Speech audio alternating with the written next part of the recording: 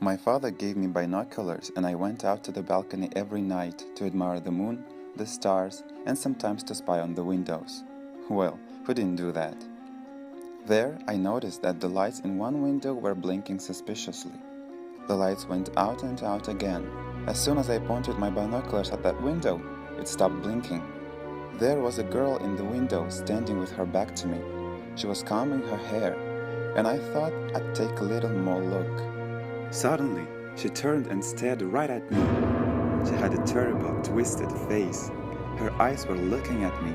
They were big and stretched out. A terrible smile and crooked teeth supplemented all this horror. Then she walked away from the window with a nasty, crooked gait. I stood behind the curtain and watched, wanting to know what would happen next. Then in the next window, I saw her creepy figure. Then the lights in the hallway started blinking. She went out to the stairwell. I looked through binoculars and I was horrified. She was still looking at me and she seemed to be running towards me. I saw her running down the stairs. Her crazy eyes were still looking at me.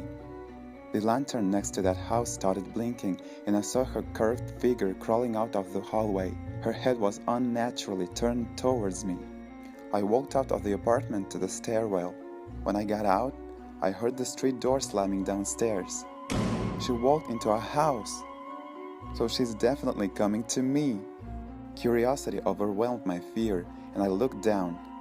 She was looking at me. I ran back into the apartment and I sat behind the door. It was silence and all I could hear was my breath and my heart beating. Then, someone or something came to my door.